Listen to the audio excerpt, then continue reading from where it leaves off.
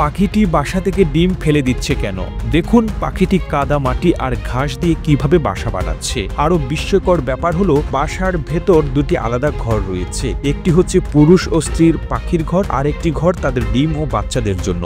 এই পাখির নাম রুপুস হর্নেরো। বাসা বানানোর শেষে যখন পাখিটি খাবারের সন্ধানে উড়ে গেল, তখন আরেকটি কালো পাখি এসে ঢুকে পড়ল বাসার ভেতর। কালো পাখিটি বেরিয়ে যাওয়ার পর যখন রুপুস হর্নেরো পাখি ফিরে এলো, তখন ঘটলো এক অদ্ভুত ঘটনা। বাসার ভেতর থেকে একটি ডিম বাইরে ফেলে দিল রুপুস হর্নেরো পাখি। কিন্তু এই অদ্ভুত কাজটি করার পেছনে রহস্যটা কি? রুপুস হর্নেরো পাখি তাদের অসাধারণ ঘর নির্মাণ কৌশলের জন্য বেশ পরিচিত। শীতের ঠান্ডা বাতাস কিংবা গ্রীষ্মের প্রখর তাপমাত্রা কোনো কিছুই এদের ঘর ভাঙতে পারে না, কেননা রুপুস হর্নেরো তাদের ঘর বানাতে ব্যবহার করে মাটি ও কাদার মিশ্রণ, সেই সাথে যোগ করে ঘাস বা খড়, যা শুকিয়ে পাথরের মতো হয়ে যায়। হর্নেরো পাখি বুদ্ধি ও পরিশ্রম দিয়ে এমন একটি গম্বুজের মতো বাসা তৈরি করে যা দেখলে মনে হয় যেন মানুষের হাতে নির্মিত কোনো ছোট্ট কাঠামো। কিন্তু রুপুস হর্নেরো যখন ঘর বানায়, তখন আরেক দুরন্তর পাখি দূর থেকে তাদের বাসার দিকে তাকিয়ে থাকে। সেই পাখিটি হচ্ছে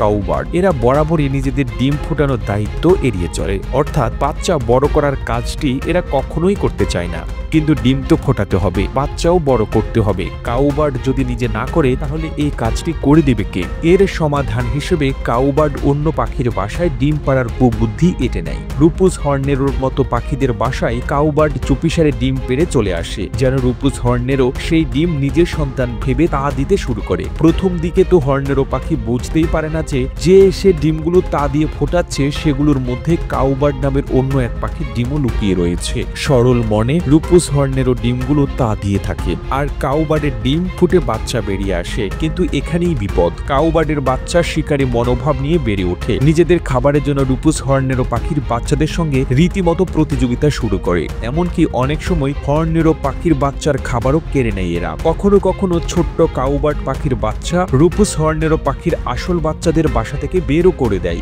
যেন সে একমাত্র ওখানে থাকতে পারে। তবে ভাগ্য সবসময় কাউবার্ডের সহায় হয় না। প্রায় রুপুস হর্নেরো নিজেই কাউবার্ডের ডিম চিনে ফেলতে পারে, আর যদি একবার কাউবার্ডের ডিম চিনতে পারে তাহলে সেই ডিম বাসা থেকে নিচে ফেলে দেয়। কিন্তু সমস্যা এখানেই শেষ নয়, কাউবার্ড আবারও এসে ডিম পাড়তে পারে। এই ভয়ে অনেক সময় রুপুস হর্নেরো পাখি পুরো বাসাতেই ছেড়ে চলে যায়, অন্য কোথাও নতুন ঘর তৈরি করে, যেন কাউবার্ডের কালো ছায়া থেকে মুক্তি পাওয়া যায়। তবে এখানেই শেষ নয়, কাউবার্ড পাখিরা কেবল পরজীবী মনোভাবই দেখায় না, বরং এরা আক্রমণও করে বসে। যদি কাউবার্ড দেখে যে তার ডিম বাসা থেকে ফেলে দেওয়া হয়েছে, তাহলে অনেক সময় এরা হর্নেরো পাখির বাসায় হামলা করে তাদের ডিম ভেঙে দেয়। তেমন হলে নিজের বাসা ছেড়ে পালিয়ে যাওয়া ছাড়া আর কোনো উপায় থাকে না রুপুস হর্নেরো পাখিদের। প্রতিবেদনটি তৈরিতে তথ্য ও উপাত্তের সাহায্য নেওয়া হয়েছে মিমো পান্ডা নামক ফেসবুক পেজ থেকে। আর এতক্ষণ আপনারা সঙ্গে ছিলেন বিশ্ব বাংলার। সেই সঙ্গে আপনি বাংলাদেশের কোন জেলা থেকে এই ভিডিওটি দেখছেন আমাদের কমেন্ট করে জানান। আমরা পরবর্তী ভিডিওতে আপনাকে ধন্যবাদ জানাতে ভুলব না।